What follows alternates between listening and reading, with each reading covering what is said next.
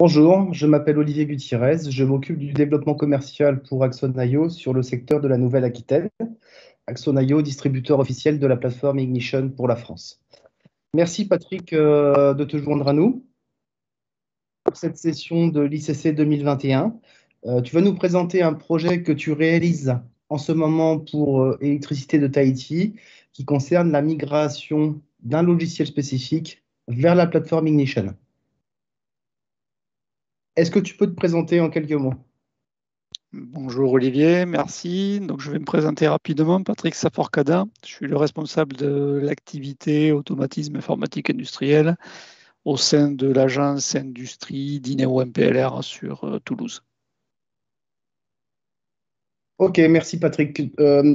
Concernant l'ordre du jour, nous allons aborder différents sujets, la présentation des sociétés, les enjeux de l'appel d'offres et enfin la méthodologie que tu as mis en place dans ce projet complexe avec des attentes importantes côté client. Ok. Je vais vous présenter tout d'abord l'électricité de Tahiti. Donc, électricité de Tahiti, ou plus précisément Marama Nui, qui est la filiale d'été d'électricité de Tahiti, pour laquelle nous réalisons le projet. Donc, Marama Nui, c'est une filiale de DT qui fait partie d'Engie et qui est dédiée uniquement à la production d'énergie hydroélectrique sur l'île de Tahiti.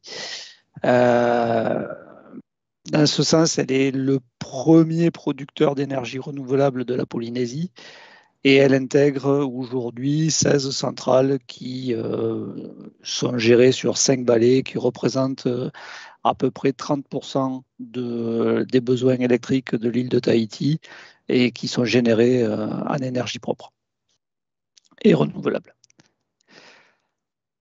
Ensuite, Sequans, donc Ineo, qui est une marque d'Equans, Sequans, anciennement NG Solutions, c'est le leader mondial des services techniques, donc 27 000 collaborateurs répartis autour du monde sur des services et à l'électricité et sur la partie air, qui couvre des activités donc, comme l'engineering, l'installation, la maintenance, la vente d'utilités, l'exploitation et le pilotage. Si on zoome un petit peu, on va arriver sur Ineo MPLR, agence industrie, pour MPLR pour Midi-Pyrénées, Languedoc-Roussillon. Donc l'agence industrie d'Ineo MPLR, 3 métiers, un métier d'électricité industrielle, typiquement armoire de contrôle-commande, de machines industrielles, plutôt spécialisées vers la machine spéciale, les îlots robotisés, et enfin une partie informatique industrielle qui est l'activité qui a géré ce projet pour Marama Nui. Les expertises dans cette activité-là, elles sont essentiellement de la maintenance d'applications, qui soient existantes, qu'on ait réalisées ou pas, donc en TMA ou en MCO. La partie communication, qui est une compétence forte avec la capacité d'intégrer, de développer des protocoles spécifiques. Le développement et l'intégration d'applications sur des langages de type C, C++, Java, du développement web, mais aussi l'intégration de SCADA du marché, des réseaux industriels avec la conception, la réalisation et la maintenance d'infrastructures réseau, tout ce qui est firewall, switch, routage. Et après, des compétences et des expertises en cybersécurité sur des durcissements d'OS plutôt de type Linux, la mise en place d'architecture réseau sécurisée, l'analyse de risque cybersécurité et l'accompagnement de certains clients sur de l'homologation de systèmes auprès de l'ANSSI. L'équipe projet, donc pour réaliser ce projet sur Marama Nui, pour réaliser ce projet, nous avons mis en place une équipe avec un directeur de projet, moi-même, un chef de projet, Yannick Marcheteau, qui est assisté de Anselin pour la partie protocole, Jean pour la partie IHM, et d'une équipe support sur la partie qualité cybersécurité, mais aussi sur la partie infra et DevOps, parce qu'on va voir qu'on va mettre en place une méthodologie agile qui demande la mise en place d'outils DevOps pour pouvoir être mené à bien correctement.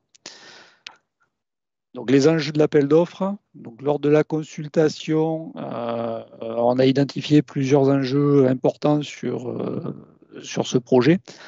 Le premier enjeu qu'on a identifié était un enjeu de pérennité qui est l'enjeu principal du projet parce qu'aujourd'hui, on part d'une application existante développée spécifiquement par les équipes de Maramanui qui aujourd'hui va être migrée vers pour des problèmes de pérennité et de maintenance, vers un outil du commerce qui est Ignition. L'autre enjeu qu'on peut identifier sur ce type de projet, c'est un enjeu de continuité de service. Continuité de service parce que finalement, on a déjà un outil qui existe, qui est en exploitation, qui fonctionne, qui rend le service. Et il va falloir migrer vers un autre outil qui, sans interruption de service, et qui va devoir rendre avec la même fiabilité le service qui est rendu par l'outil précédent. On va trouver sur ces projets-là des sujets de sécurisation. Alors, sécurisation, on va sécuriser les données. On va avoir de la cybersécurité, on va avoir de la disponibilité, c'est-à-dire qu'il va falloir mettre en place de la redondance pour sécuriser l'application. Et après, on va trouver d'autres enjeux qui sont aussi importants et peut-être un peu moins visibles. On a des objets de récupération de l'existant, c'est-à-dire qu'aujourd'hui, il y a tout un tas de fonctions qui vont être non migrées, qu'il va falloir réintégrer ou réinterfacer avec le nouvel outil. Il faut s'interfacer et aussi s'intégrer dans une architecture existante. On voit ici qu'on a des postes de conduite, un réseau de conduite et après un réseau automate, entre guillemets. Et on va ne changer que la partie Vimana, donc il va falloir qu'on s'intègre et qu'on puisse se fondre dans cette infrastructure-là. Donc une fois qu'on a identifié ces enjeux, se pose la question de quel produit et quel outil on choisit pour réaliser ce type de projet. Donc, quels sont les critères de choix qu'on peut avoir et pourquoi choisir Ignition? La première chose, ça a été la possibilité de réaliser un driver de communication et de l'intégrer grâce au SDK, de l'intégrer dans le produit. Pourquoi? Parce que sur ce projet-là, les automates sont de petits automates, les réseaux n'ont pas forcément un super débit et il fallait être le moins intrusif possible sur la communication. On cherchait aussi une capacité à se configurer et à configurer par script parce qu'on a un existant qui est assez volumineux, qu'il faut reprendre et qu'il faut reprendre de préférence sans erreur, donc sans saisie, et le script est la meilleure manière de réaliser ce genre de fonction. On avait une demande de fonctionnement sous Linux pour des problèmes de cybersécurité, de stabilité d'OS. Donc, Ignition répondait à cocher cette case aussi. L'interface web, importante, l'application existante est au format web. Et on ne voulait pas changer ce principe-là. Les gens ne voulaient pas retrouver des postes lourds à mettre à disposition des gens. Donc, il fallait être capable de continuer à fonctionner sur les postes existants. La redondance pour la partie sécurisation de l'application. L'application existante est redondante, donc il n'y a pas de raison que la nouvelle ne le soit pas. Et en plus, en termes de maintenance et de MCO, on a un décalage horaire de 12 heures, donc pendant qu'on dort, il bosse et vice-versa. Ce qui fait qu'il fallait qu'on ait quand même pas mal de robustesse pour, au niveau de la maintenance, s'éviter quelques désagréments. Et ensuite, la gestion de base de données importante parce qu'il y a cette application-là, au-delà de récupérer des données automates et de les présenter, elle a aussi une interface importante avec des données existantes sur des bases de données qui sont déjà prédéfinies. Avec tout ça, on arrive à l'architecture cible. Donc l'architecture cible reprend l'architecture un petit peu initiale. On complète avec 2 serveurs Ignition redondants, la mise en place de serveurs Historian avec du MariaDB et support de base de données. Et on va garder dans un premier temps un serveur existant de Vimana qui sera là pour exécuter et faire fonctionner les fonctions qui seront non migrées. Et le tout compris un sandwich entre le réseau de conduite d'un côté et le réseau automate de l'autre. Ceci étant posé, la question qui se pose tout de suite, c'est quelle est la méthodologie qu'on met en place pour réaliser ce type de projet, pour réaliser ce type de migration. On est parti sur une méthodologie agile qui est représentée par le schéma qu'on voit à l'écran. Cette méthodologie, grosso modo, ce qu'elle dit, c'est qu'on positionne les exigences, quelles qu'elles soient, c'est-à-dire que tout le projet, toutes les fonctionnalités sont découpées en exigences, sont stockées dans un backlog qui est piloté par le product owner, c'est-à-dire le client, qui sait exactement ce qu'il veut et sous quelle forme il le veut. Le chef de projet, qui est ce coup-ci côté Ineo, avec ce product owner, va récupérer des tickets qui vont être dans ce backlog et ces tickets qui sont dans le backlog, les mettre en production au travers de sprints qui sont réalisés par l'équipe de développement sur une durée qui peut varier entre 1 à 3 semaines. De manière générale, on les cale plutôt sur 3 semaines. Et au bout de ces 3 semaines, on fait en sorte de mettre en production des tickets qui soient réalisables et qui permettent d'avoir une release fonctionnelle. Cette release peut donner lieu à la mise à jour du backlog et on va tourner comme ça en boucle de manière à affiner au fur et à mesure et à produire le projet final. Alors bien entendu, toute cette méthodologie s'appuie sur de l'outillage. On va mettre en place un GitLab sur ce projet-là qui va nous permettre à la fois de gérer les versions de configuration d'initiation, mais aussi de suivre tous les tickets et de découper le projet en tickets. Donc le découpage en story que l'on retrouve sur l'écran qui est là, c'est celui qui était proposé initialement, donc qui consiste la première story à la création des plateformes d'intégration qui sont nécessaires pour pouvoir par la suite obtenir un produit qui soit viable et qui ait des choses à montrer au fur et à mesure où les cycles avancent. Et derrière, une fois que ces plateformes d'intégration sont réalisées, le travail sur les pages principales, sur les paramètres d'exploitation, sur les outils d'exploitation, l'analyse des données, l'organisation des informations, l'organisation et des informations, et ensuite une phase finale, une story qu'on a rajoutée, bien que on fasse de l'intégration continue et du test continu, qui est une story de test qui va permettre de valider que globalement l'application est migrée complètement. Donc si on regarde la création des plateformes d'intégration, la première question qui s'est posée sur cette plateforme, ça a été de simuler l'environnement. Parce que pour une plateforme, si on veut avoir un petit peu de pertinence, il faut avoir des données. Pour avoir des données, il faut qu'elles soient renvoyées et par des automates. On n'avait pas à disposition une plateforme avec les 40 automates qui existent sur l'île. Donc on a recréé un simulateur qui va nous permettre à la fois de simuler les automates, mais aussi de reproduire le mode de communication qui est en place, qui est du mode bus qui traverse des couches UDP, donc une espèce d'hybride entre du mode bus TCP et du mode bus série. La deuxième partie, une fois que ce simulateur est fait et qu'on vérifie que l'application existante fonctionne avec, c'est de créer et de développer et d'intégrer un driver d'ignition. Donc, pourquoi développer et intégrer un driver d'ignition? La première raison, c'est qu'il n'existait pas de driver qui nous permette de reproduire la dynamique des échanges telle qu'elle est faite sur Vimana, et donc qui ne nous aurait pas permis de nous mettre en espion sur ce qui se passait, et qui ne nous aurait pas permis non plus d'avoir on va dire la finesse d'échange au sens où de consommation de la bande passante qu'avait l'application existante, l'optimisation, on va dire, qui avait été faite des échanges tels qu'elle était faite sur Vimana. L'idée aussi, c'était de reprendre des configurations existantes. Il y avait plusieurs choix possibles pour faire ce driver-là. On aurait pu le faire de manière complètement externe. Mais on s'est plutôt appuyé sur le SDK. L'appui sur le SDK va nous permettre de tirer parti de tout ce qu'apporte la plateforme Ignition, par exemple la redondance. Donc c'est un gros apport et une facilité aussi pour réaliser le driver.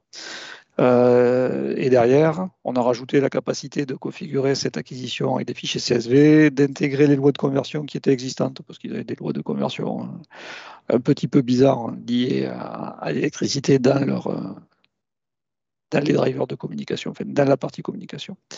Et enfin, le dernier point qui est que ce driver, il permet de fonctionner soit en mode maître, soit en mode espion. C'est-à-dire que soit l'application Vimana fait l'interrogation des automates et nous écoutons ce qui se passe sur la partie UDP et on peut être capable de renseigner la base de données et les tags avec ce qui passe.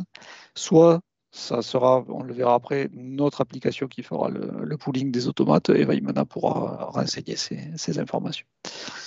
Une fois ce driver fait, donc on voit ici les pages qu'on va retrouver dans la configuration de la gateway avec la capacité de configurer l'hôte principal, l'hôte secours, sachant qu'on a 2 voies de communication pour chaque automate. On peut configurer des ports, TCP, UDP, des timeouts, des périodes de lecture, enfin, tout ce qui était nécessaire à configurer la communication. Et sur la partie Advanced, on retrouve la configuration du format des trames, on retrouve ensuite un mapping entre des adresses et des tags et des noms de tags logiques qui seront exposés à nos PCUA et permettront de nous raccrocher dans les modèles au niveau des tags initiaux. Les étapes 3 et 4, donc l'étape 3, une fois qu'on a vérifié qu'on était capable de dialoguer avec un automate, on se configure, on rajoute la totalité des tags à l'intérieur. Et on prend la main sur le pooling des données et on vérifie qu'en prenant la main sur le pooling des données, on alimente correctement notre application et on alimente toujours l'application existante. Et au niveau du step 4, on fait la même chose avec la capacité de switcher le maître et l'espion entre Vimana et la nouvelle application et l'ajout aussi du tag historian qui nous permet d'historiser nos données. Au niveau du modèle de données, on peut voir ici que sur la partie gauche, on a les UDT qui ont été recréés dans Ignition, qui ont été repris de l'organisation objet qui avait déjà été faite sur l'application existante, qui est donnée par l'arborescence qui est là, qui est une arborescence issue des fichiers XML de configuration qui existent sur l'application Vimana. Donc on a pu reprendre cette modélisation. Derrière, on a instancié les variables vers les données du driver et puis on a pu importer les données d'acquisition qui étaient existantes. Enfin, la dernière brique, on va dire, à l'édifice, qui est le support du passage d'informations entre les fonctions qui sont non migrées, les fonctions conservées et l'application édition.